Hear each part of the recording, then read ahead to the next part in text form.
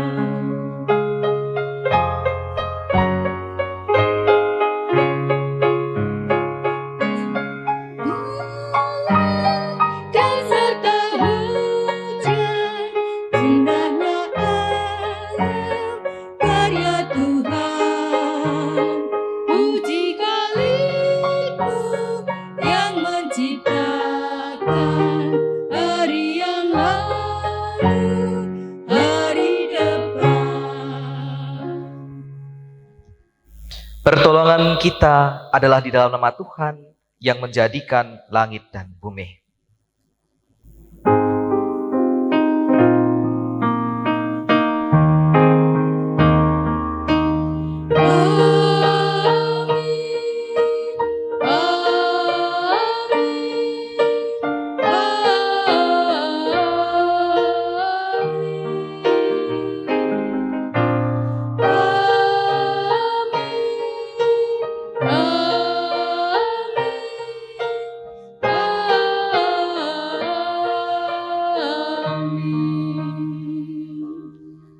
Kasih karunia dan damai sejahtera dari Allah Bapa kita dan dari Tuhan Yesus Kristus menyertai saudara sekalian. Dan menyertai saudara juga. Silakan duduk. Jemaat yang dikasihi Tuhan Yesus Kristus, kehidupan ini harus diterima dan dijalani. Mungkin mudah dan menyenangkan bila segalanya baik-baik saja. Namun terus tetap harus dijalani, meskipun itu pahit maupun getir sekalipun. Karena kita tidak berkuasa untuk menolaknya. Kehidupan harus disyukuri karena hidup ini adalah anugerah. Kita tidak akan menyerah karena Tuhan Yesus berjanji akan selalu menemani. Karena itu, mari kita memuji Tuhan, walau kudaki gunung yang tinggi.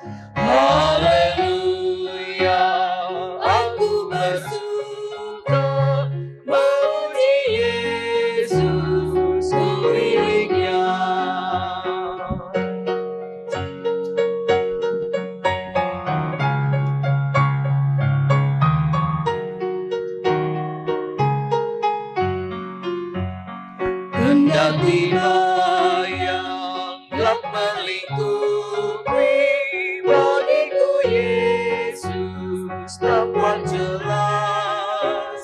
Dialah sungguh cahaya ilahi dan di sisinya ku tak cemas.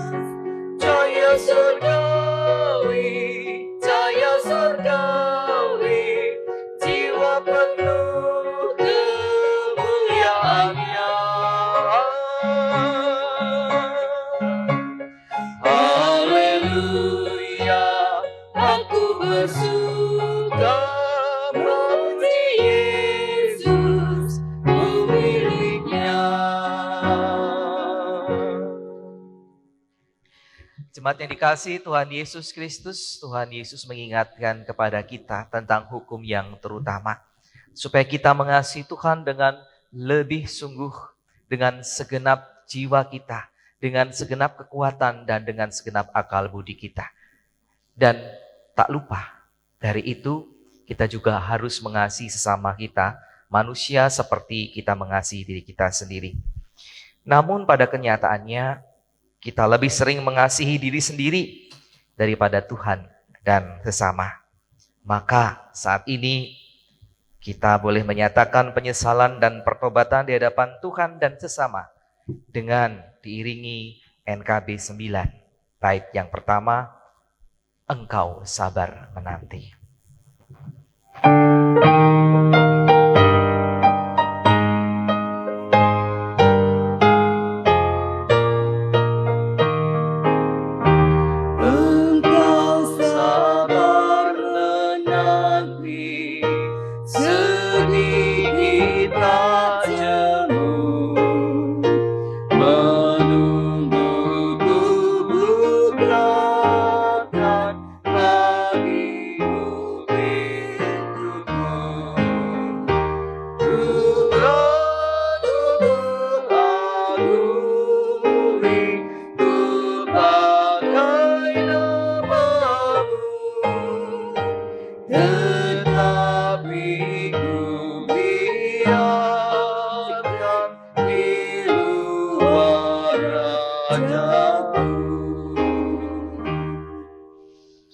Saya undang bangkit berdiri jemaat yang sudah mengaku dosanya di hadapan Tuhan melalui pujian tadi.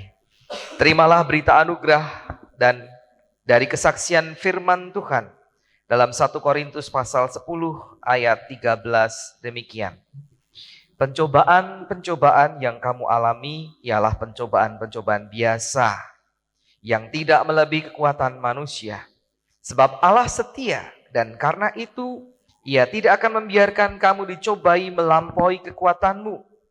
Pada waktu kamu dicobai, Ia akan memberikan kepadamu jalan keluar sehingga kamu dapat menanggungnya. Demikianlah berita anugerah dari Tuhan. Syukur kepada Allah. Salam damai. Kita persiapkan diri kita menyambut firman Tuhan dengan menyadari kekuatan dan penghiburan dari Tuhan.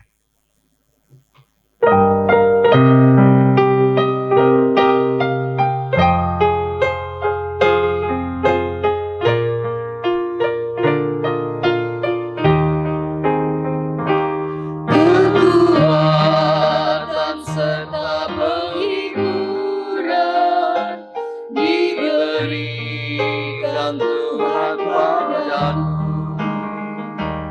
Tiap hari aku dibimbingnya, tiap jam dihibur hatiku, dan sesuai dengan firman Tuhan, ku diberikan apa yang perlu, suka dan derita memperkuat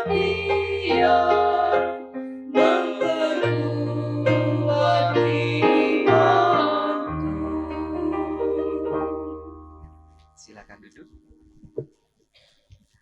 Mari kita persiapkan diri kita menyambut firman Tuhan. Kita berdoa. Terima kasih untuk pengampunan yang Engkau berikan, anugerah, penghiburan, dan kekuatan. Terima kasih bila sampai hari ini Engkau terus memimpin kami, membimbing kami, juga melalui setiap firman yang terus-menerus Engkau berikan, sebagaimana di dalam ibadah pagi hari ini. Terus kuatkan kami dengan Roh Kudus-Mu ya Tuhan, sehingga ketika firman Tuhan diberitakan, hati, pikiran, seluruh keberadaan kami disiapkan untuk menerimanya, mengamininya, dan memberlakukannya melalui hidup kami sesehari. Kami dikuatkan untuk terus menjalani kehidupan seturut dengan firman-Mu. Karena itu ya Tuhan, berfirmanlah, anak-anak-Mu sedia mendengarkannya. Demi Kristus Yesus Tuhan. Amin.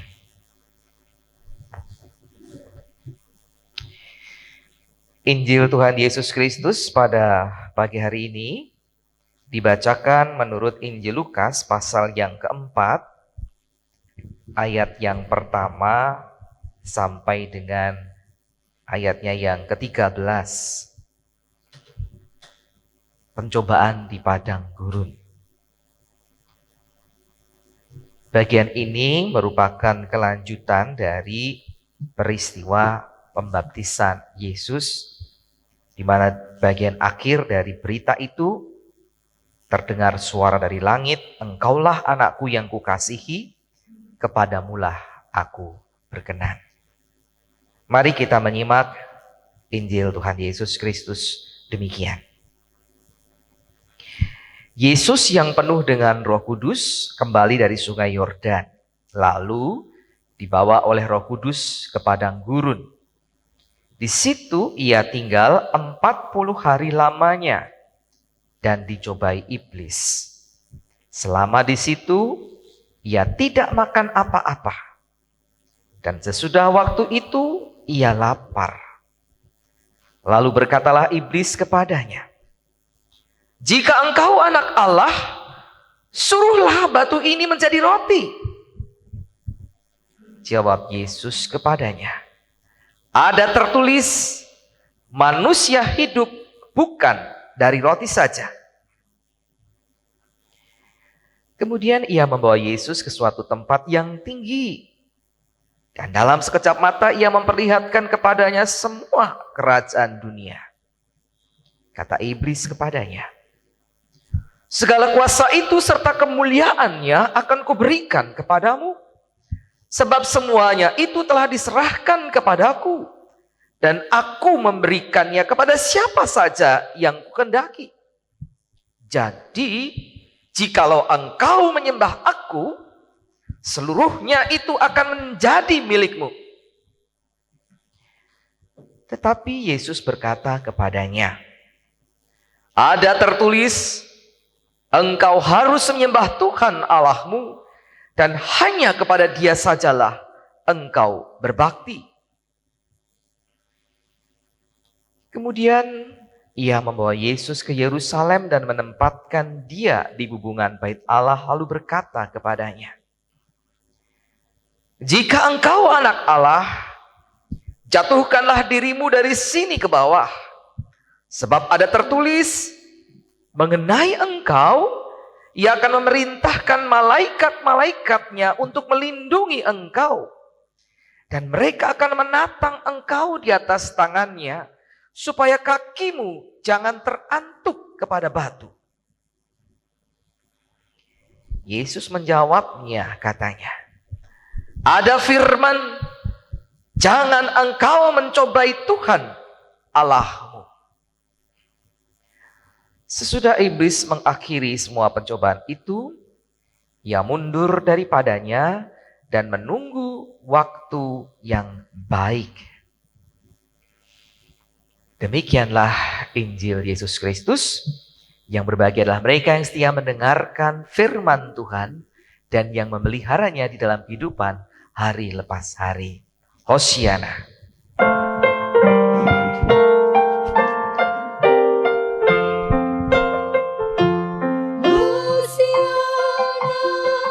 Berbahagialah orang yang hatinya takut akan Tuhan. Hosiana. Berbahagialah orang yang menyukai segala titanya. Shalom. Shalom. Ibu bapak, saudara yang dikasihi Tuhan Yesus Kristus. Siapa sih yang tidak pernah hidup menderita? Senyaman-nyamannya orang hidup pasti pernah mengalami hal itu. Meskipun dengan skala yang berbeda. Nah, penderitaan, tantangan hidup maupun beban hidup yang terasa berat sering membuat kita berhenti melangkah. Hal-hal itu kemudian membuat kita terdiam dan rasanya enggan untuk melangkah kembali. Yang paling berat adalah ketika kita mengalami kegagalan dalam usaha atau juga ditinggal kekasih kita. Entahkah kekasih kita itu masih hidup, apalagi bila ditinggal mati.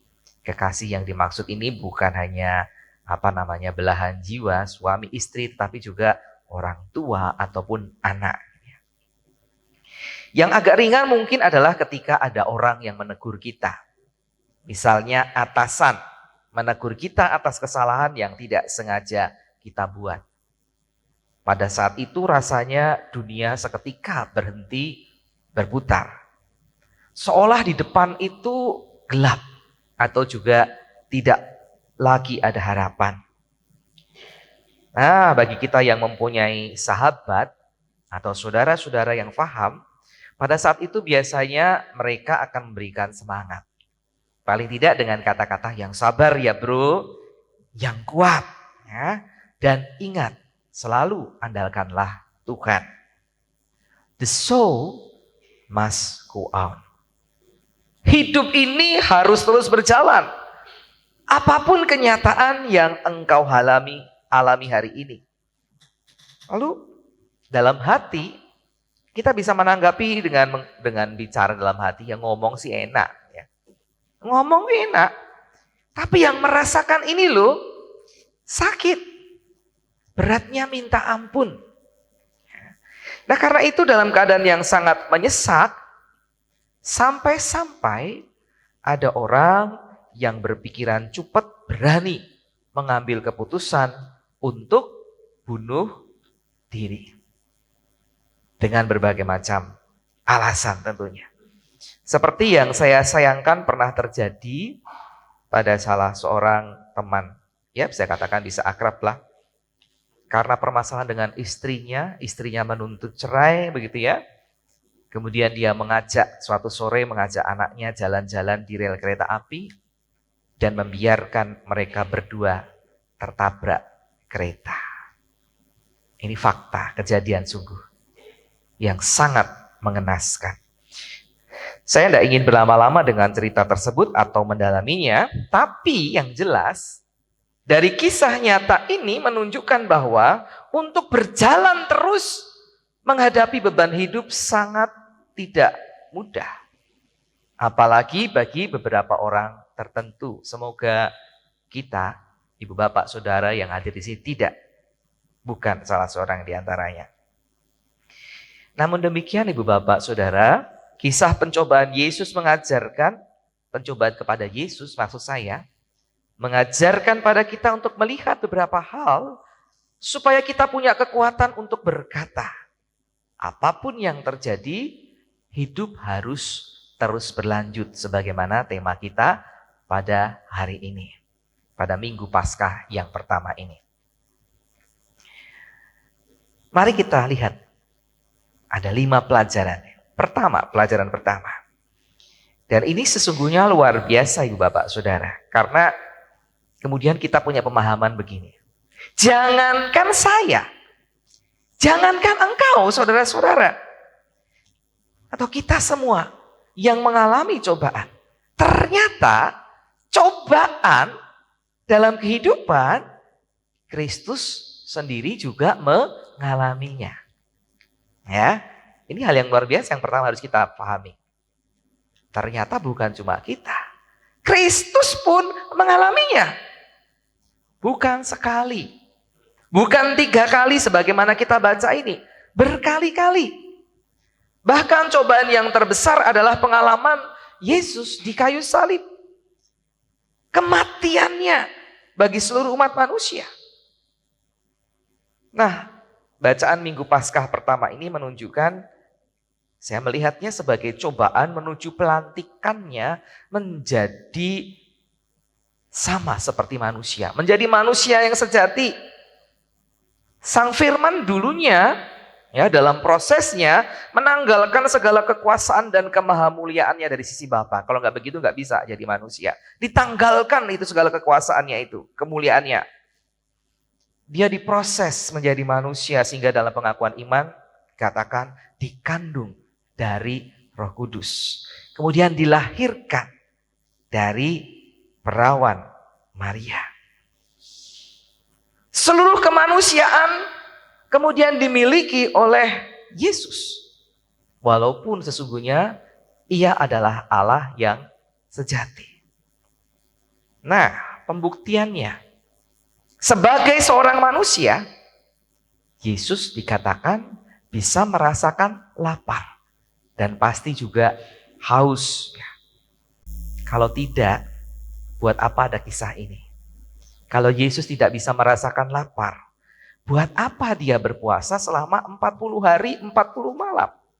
Di padang yang memang tidak ada bahan makanan di sana dan sumber air untuk diminum itu tidak ada.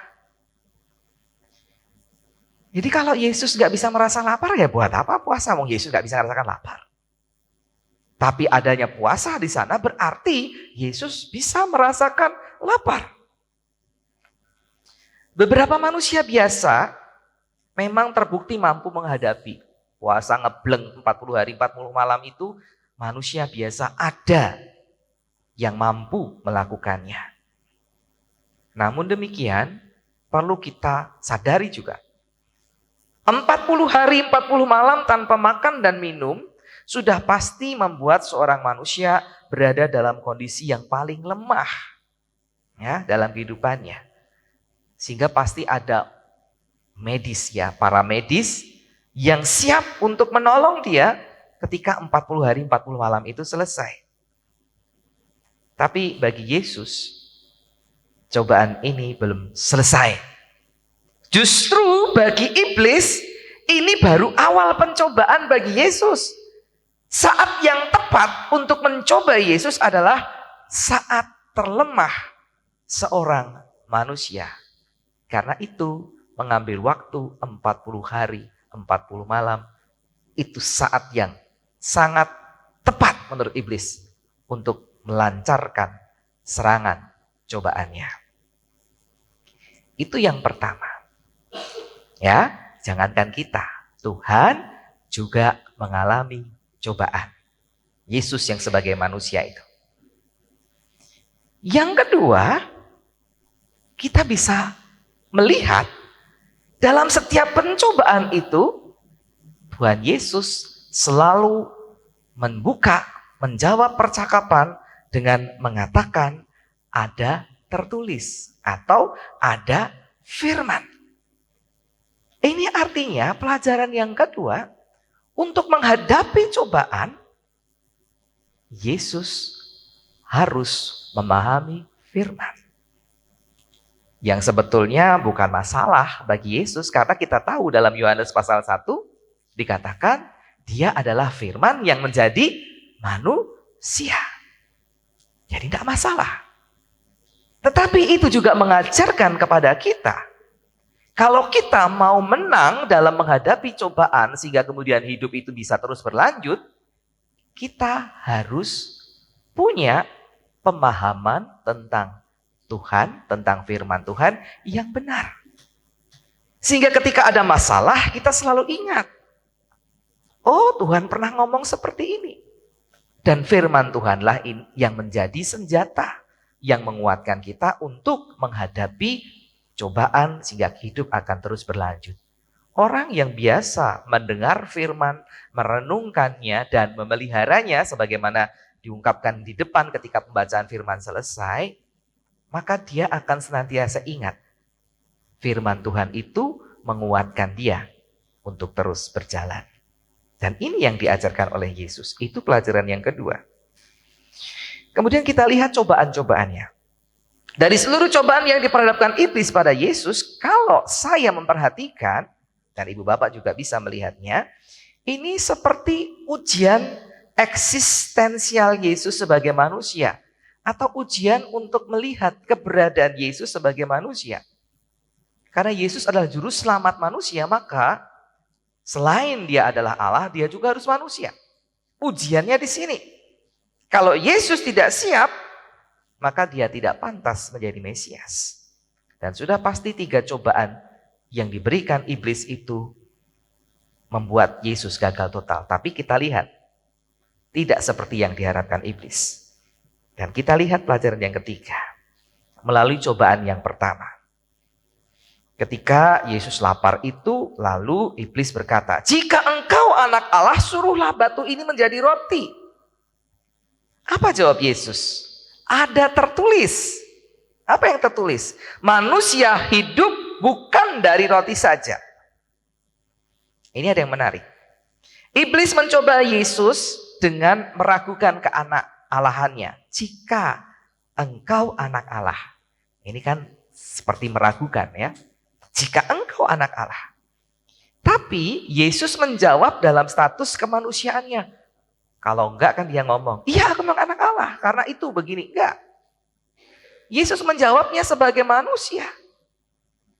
Dalam situasinya sebagai manusia, Yesus berbela rasa dengan semua manusia yang kelaparan.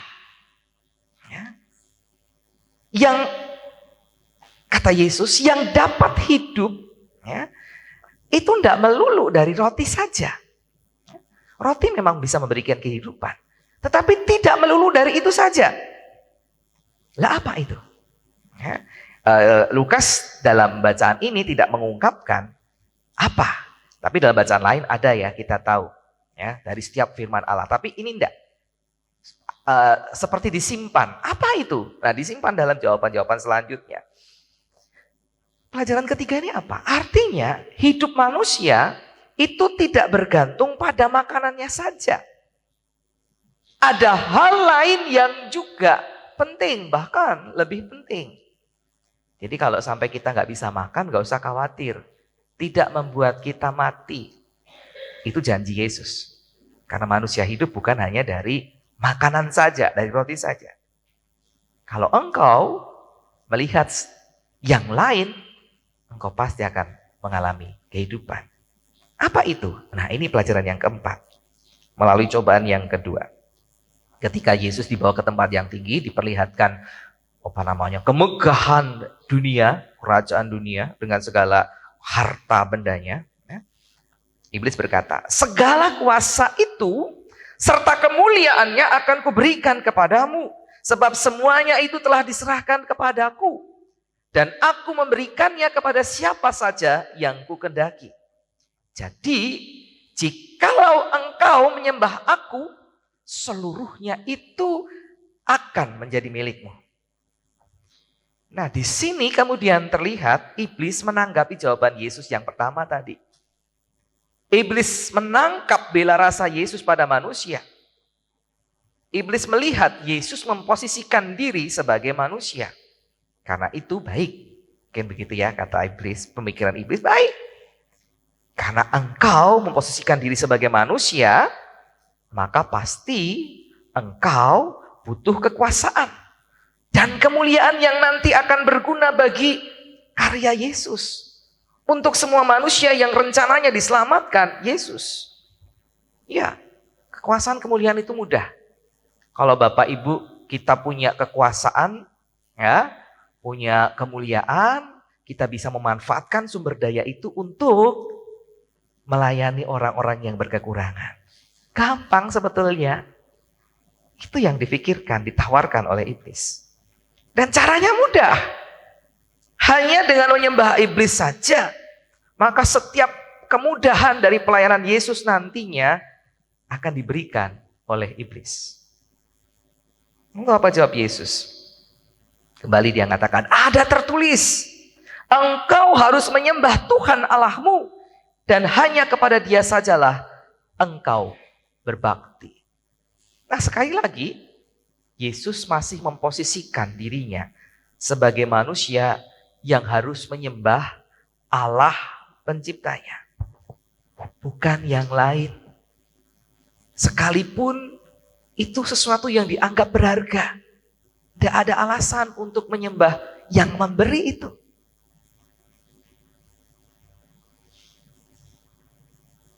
Yesus dan semua manusia yang lain harus menyembah Allah Sang Pencipta, bukan yang lain.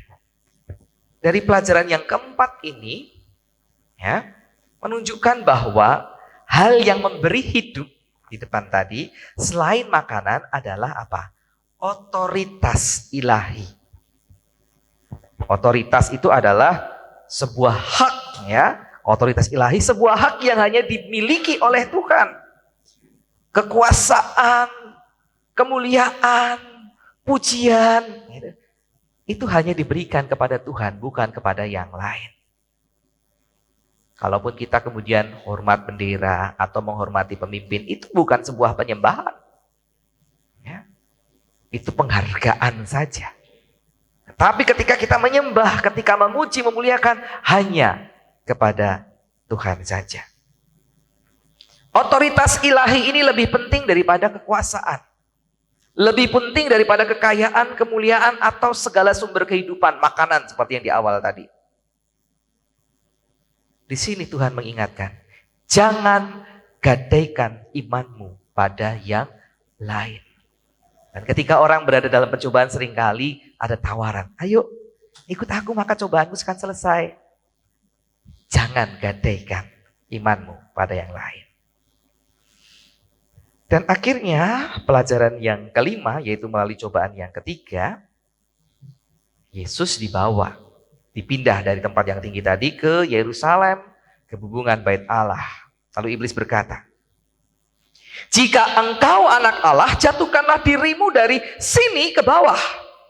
Sebab ada tertulis mengenai engkau, Ia akan memerintahkan malaikat-malaikatnya untuk melindungi engkau.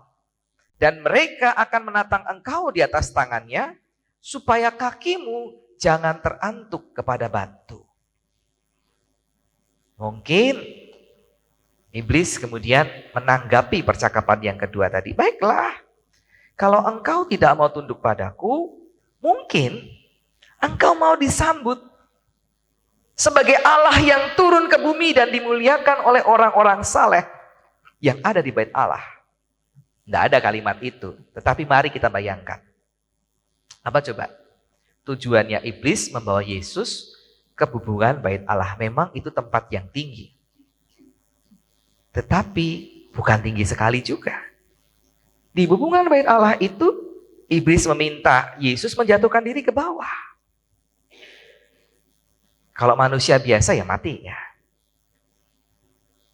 Ini bukan sekedar uji nyali bagi Yesus. Mati atau hidup setelah jatuh. Kalau itu materi pencobaannya, iblis bisa mencari tempat yang lebih tinggi lagi. Bukan di atas hubungan bait Allah. Bukankah di lokasi di tempat cobaan yang kedua itu dikatakan tempat yang tinggi di mana Yesus bisa melihat seluruh kemuliaan dunia. Dijatuhkan dari situ, itu lebih mengerikan. Ya, daripada hanya jatuh di atas hubungan bait Allah. Apa yang ditawarkan oleh iblis di balik apa nih? Kamu akan selamat. Yang ditawarkan saya menangkap ada sensasi yang lain yang bisa didapatkan Yesus kalau dia mau terjun dari hubungan bait Allah. di Yerusalem. Karena apa? Kejatuhannya di sana itu bukan lagi seperti kejatuhan. Tetapi dia seperti turun, kemudian ada banyak malaikat yang menjagai dia dalam keadaan jatuh turun itu. Ini kan justru menjadi promosi yang baik akan kedatangan Sang Juru Selamat di pusat peribadahan Israel. Coba di sini misalnya ya, tiba-tiba Yesus jatuh dari keluar itu turun nih, atau siapapun lah, bukan Yesus. Siapa koi? Wah, hebat banget. Tiba-tiba ada yang jatuh, tapi nggak jatuh gedubrak. Wah, ada yang menjagai. Nah, ini kan promosi yang luar biasa. Yesus gak susah-susah ketemu sama orang Israel, mendapatkan perlawanan banyak orang, enggak. Kalau Yesus hadir dengan kayak gitu, dengan cara seperti itu, udah seperti superhero begitu, wah, mudah untuk mendapatkan dukungan. Orang-orang yang percaya pada Yesus akan mudah sekali. Ya. Lalu apa jawab Yesus? Ada firman. Jangan engkau mencobai Tuhan Allahmu. Loh, kok gitu? Ya, karena kalau kita lihat kalimatnya, ya, seolah-olah iblis ini menarik-narik peran Allah Bapa pada Yesus, anak yang dikasihi. Iblis jelas tahu sapaan yang terdengar dalam Lukas 3 ayat 22, sudah saya singgung di depan. Kalimatnya apa? Engkaulah anakku yang kukasihi, kepadamulah aku berkenan. Jadi, karena diperkenan itu ya tidak mungkin Yesus dibiarkan mati. Jadi Bapa yang ngomong itu ditarik-tarik untuk terlibat dalam keputusan yang akan diambil oleh Yesus, terjun dari hubungan bait Allah atau tidak. Karena itu Yesus menegaskan tidak pantas iblis ini mencobai Allah Bapanya. Dikasihi lalu akan ditolong begitu ya. Ini menarik-narik kuasa Allah Bapa. Tidak pantas iblis mencobai itu. Meskipun status Yesus memungkinkan itu. Dan sama tidak pantasnya bila Yesus mengikuti ide jahat iblis yang mencobai kemanusiaan Yesus yang saat itu sedang sangat lemah untuk apa? Memanfaatkan statusnya sebagai anak Allah yang dikasihi. Sehingga segala sesuatunya menjadi lebih mudah bagi karya Yesus. Ya, karena itu jangan cobai Tuhan Allah. Ya, mengingatkan Allah yang mengutus Yesus. Namun di saat yang sama, pernyataan Yesus itu begitu menggentarkan iblis. Seolah-olah Yesus berkata, sudah cukup iblis, engkau tidak pantas mencobai Tuhan Allahmu. Bukan hanya bicara pada Allah tentang Allah yang mengutus, tetapi bicara soal Yesus ini dalam kondisi manusia yang sangat lemah ini sesungguhnya tetaplah Allah sejati, Sang Firman yang menjadi manusia dan Tuhan dan Allahnya iblis. Yesus juga seperti itu. Dan kemudian mendengar ini karena gentar, iblis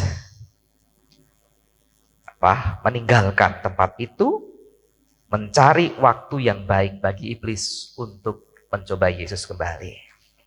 Jadi pelajaran yang kelima ini, apapun keadaannya, ya, entahkah itu baik atau buruk, jangan terpancing untuk memanfaatkan status kita sebagai orang percaya, anak-anak Tuhan, dan iman kita, sehingga kemudian kita mencobai Tuhan. Apa ya contohnya? Contohnya misalnya yang paling spektakuler adalah doa membangkitkan orang mati. Doa membangkitkan orang mati. Yang bersumber dari iman yang palsu. Kalau memang tidak benar-benar dia dapat ma'rifat, dapat percakapan ilahi dengan Tuhan, ya jangan mengaku-ngaku gitu ya. Sehingga kemudian berdoa untuk kebangkitan orang yang mati itu. Atau berbagai macam hal spektakuler lain yang memanfaatkan jati dirinya sebagai anak Tuhan atau hamba Tuhan, tapi sesungguhnya itu untuk kemuliaan diri sendiri, bukan kemuliaan Tuhan.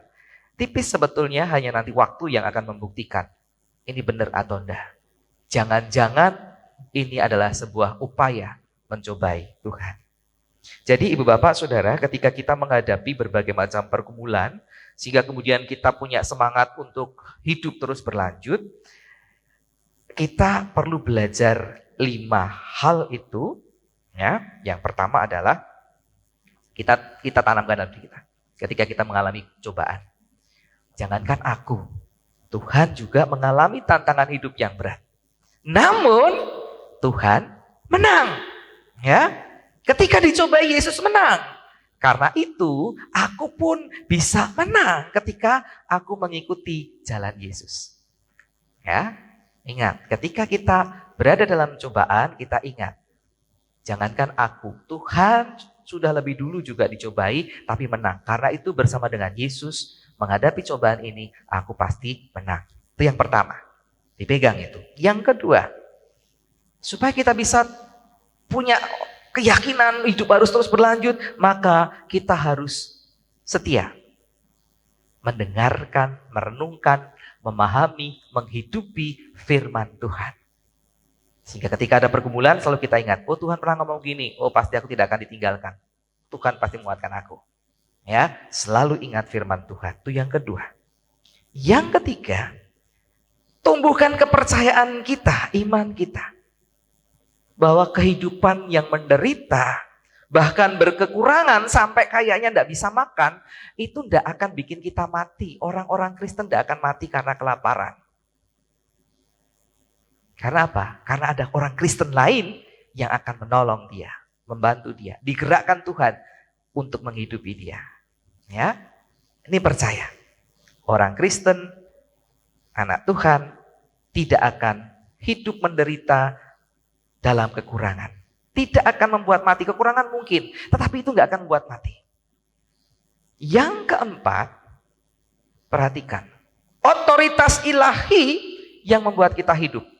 Kita percaya selembar rambut ya di kepala kita tidak akan jatuh kalau Tuhan tidak mengizinkan, tidak mengetahui. Ini apa? Kekuasaannya Tuhan, otoritasnya Tuhan.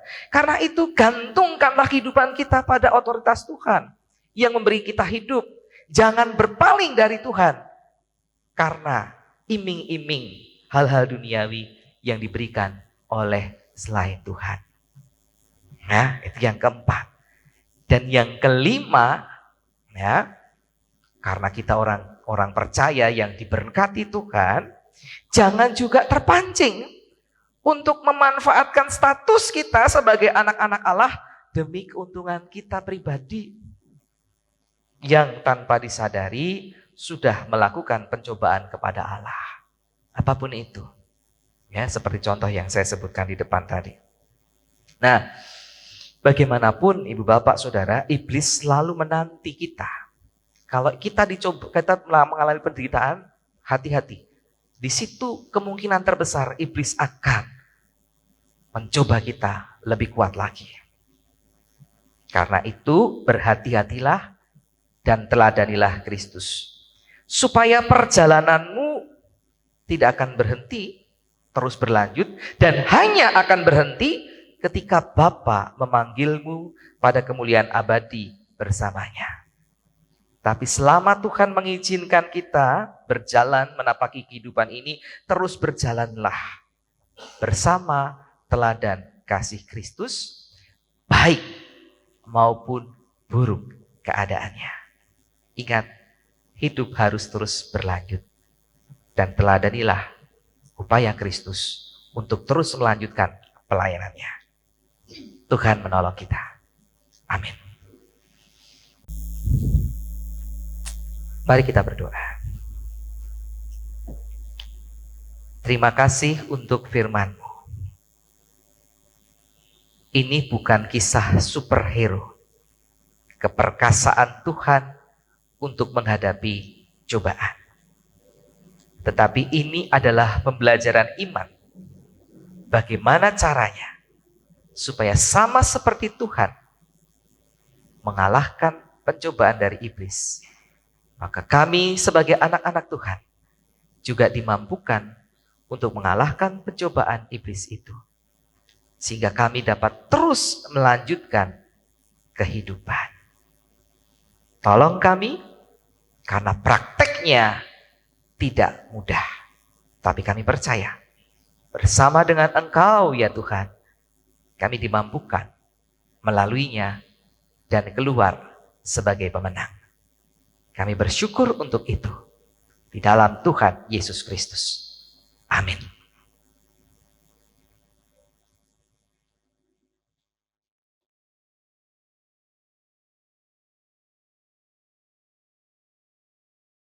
Marilah dengan sikap tegak kita bersama dengan umat Allah di masa lalu, masa kini, dan masa depan mengingat pengakuan pada baptisan kita menurut pengakuan iman rasuli yang berbunyi demikian. Aku percaya kepada Allah, Bapa yang Maha Kuasa, Halik langit dan bumi, dan kepada Yesus Kristus, anaknya yang tunggal Tuhan kita, yang dikandung daripada Roh Kudus, lahir dari anak darah Maria, yang menderita sengsara, di bawah pemerintahan Pontius Pilatus, disalibkan, mati dan dikuburkan, turun ke dalam kerajaan maut.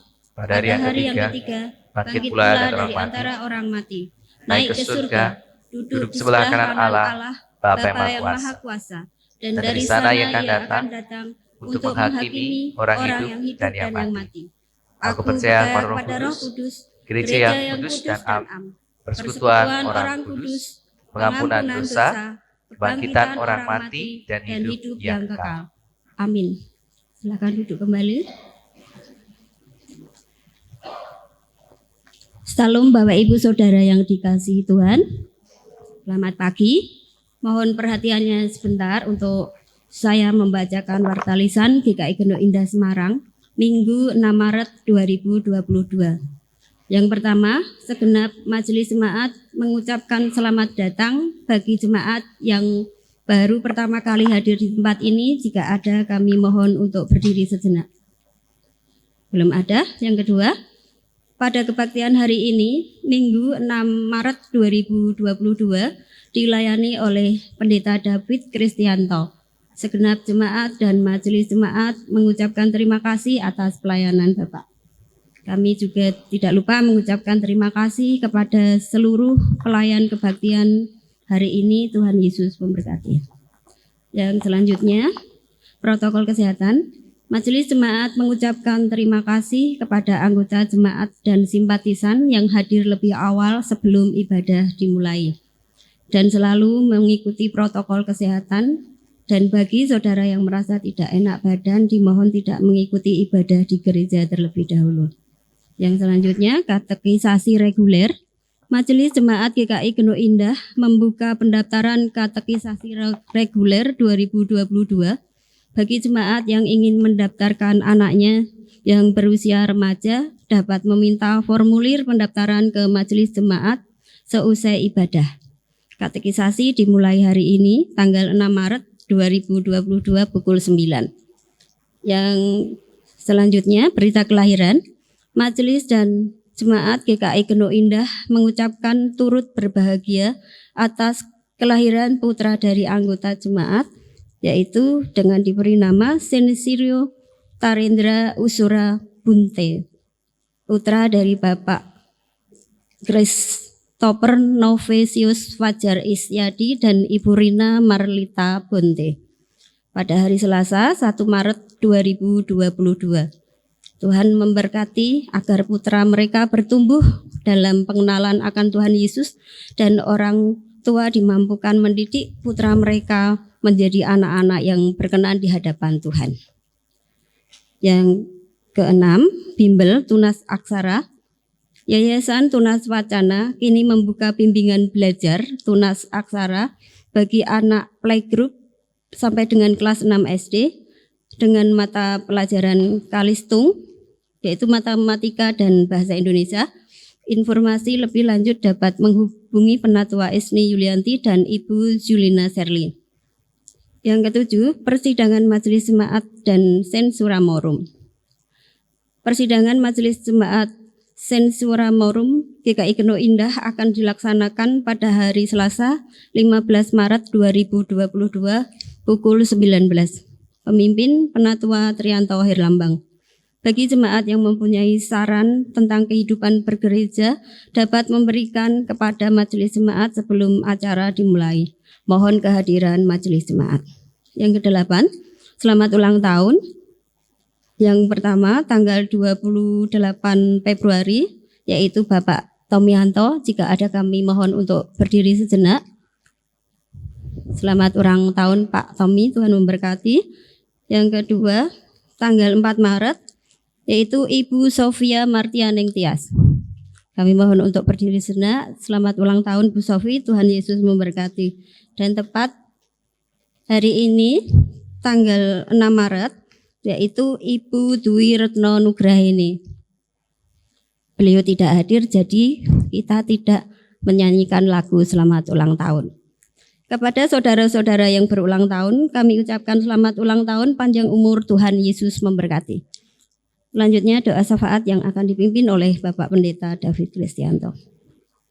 Mari kita naikkan doa syafaat kita berdoa. Ya Tuhan Allah kami di surga, terima kasih untuk ibadah yang boleh berlangsung saat ini.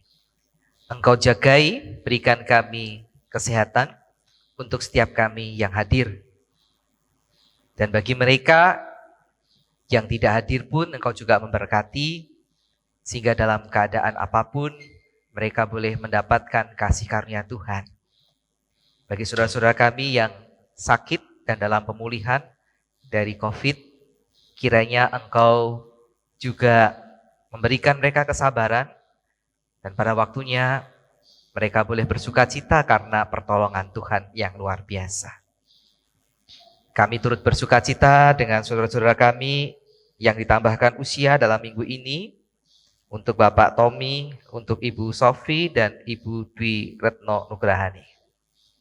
Engkau berkati mereka, sehingga di usia yang ditambahkan ini, segala kasih karunia Tuhan boleh mereka rasakan, bahkan mereka dimampukan untuk terus menjadi berkat, terutama bagi orang-orang yang dikasihi yang ada di sekitar mereka, di tengah-tengah keluarga.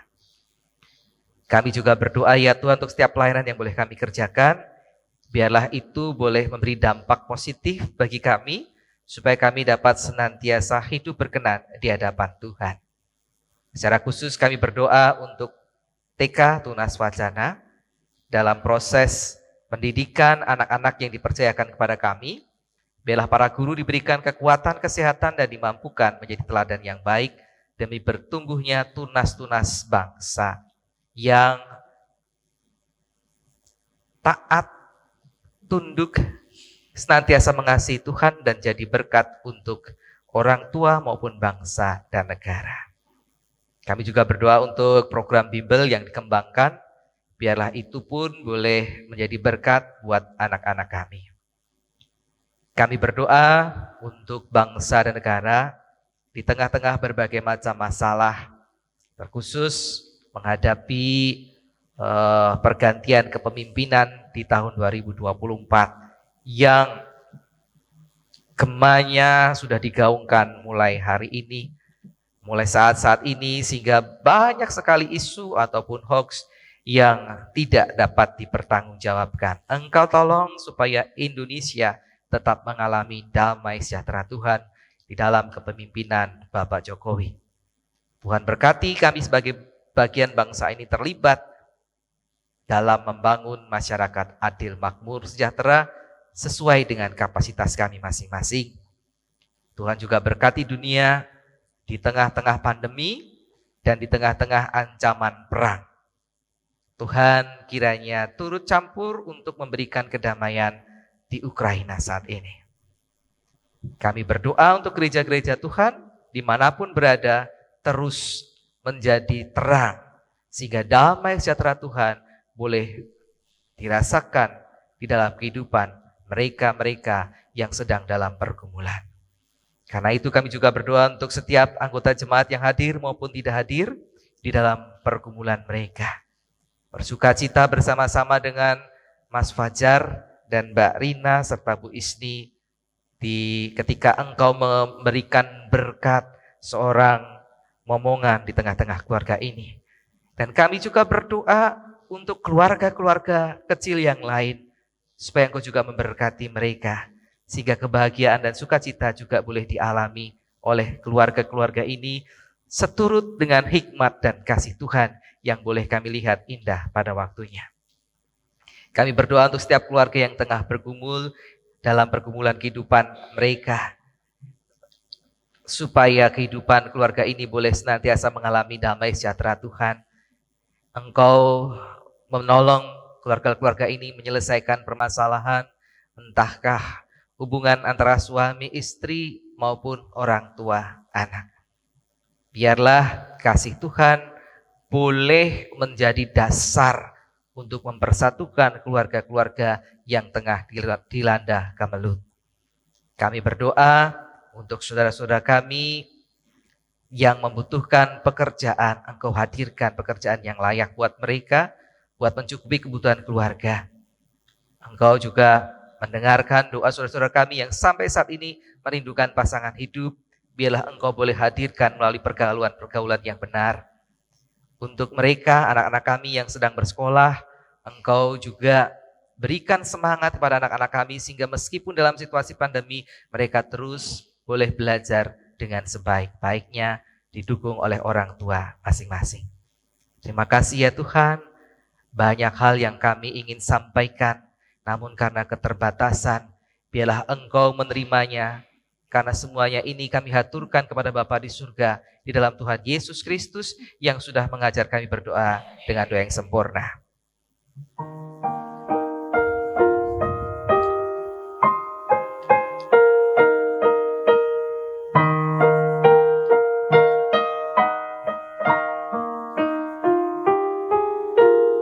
Bapa kami yang di surga, dikuduskanlah nama-Mu, datanglah kerajaan-Mu, jadilah kehendak-Mu di bumi seperti di surga.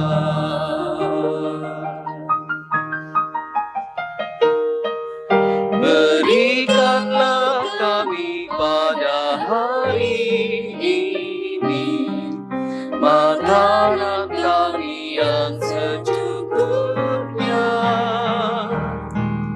dan ampunilah kami akan kesalahan kami, seperti kami juga mengampuni orang yang bersalah kepada kami, dan janganlah membawa kami ke dalam pencobaan, tetapi lepaskanlah kami daripada yang jahat. Karena Engkau-lah yang mempunyai kerajaan dan kuasa dan kemuliaan sampai selama-lamanya. Amin.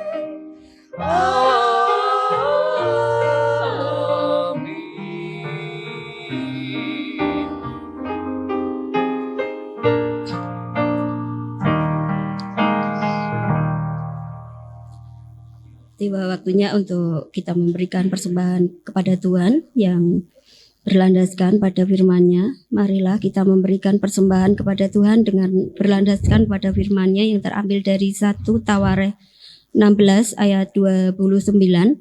Berilah kepada Tuhan kemuliaan nama-Nya. Bawalah persembahan dan masuklah menghadap Dia. Sujudlah menyembah kepada Tuhan dengan berhiaskan kekudusan. Pada pagi hari ini kantong hijau diperuntukkan untuk program diakonia. Dan bagi orang tua anak sekolah minggu, komisi anak menyediakan kotak persembahan tersendiri. Dan bagi jemaat yang tidak dapat mengikuti ibadah tatap muka dapat tetap memberikan persembahan dengan cara: 1. Menghubungi majelis jemaat yang bertugas di wilayah untuk mengambilnya. Yang kedua, mengirimkan melalui transfer ke rekening GKI Genuk Indah.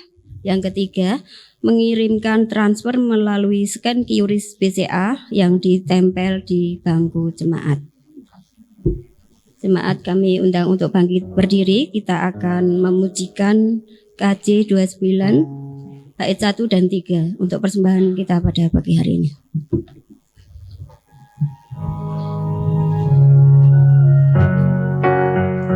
Selama bumi didiami, berbunga terus berbuah baik. Engkau ya Allah Bapa kami sembah syukur padamu naik.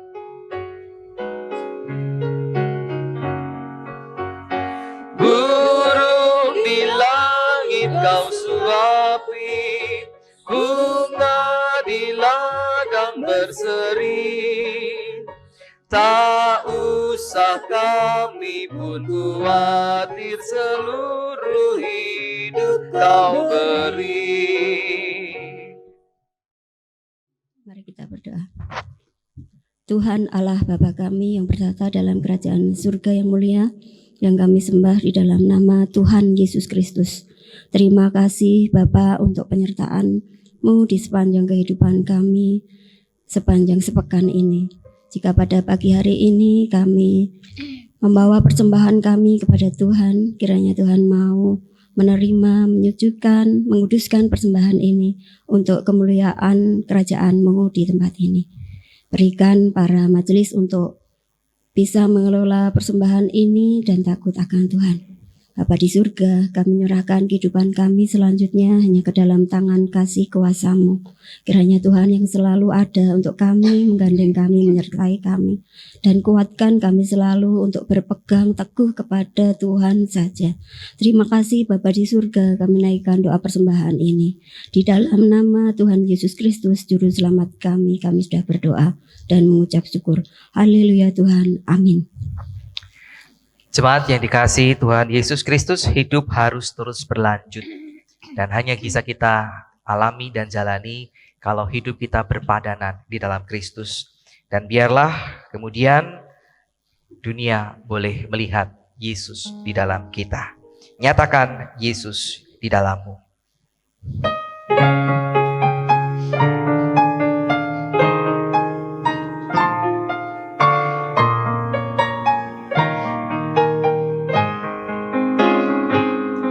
Di dunia yang penuh cemar antara sesamamu, hiduplah saleh dan benar, nyatakan Yesus dalammu, nyatakan Yesus dalammu, nyatakan Yesus dalammu. Sampaikan firman dengan hati teguh, nyatakan Yesus dalammu. Jemaat Tuhan yang dikasihi, undurlah dengan damai sejahtera Tuhan.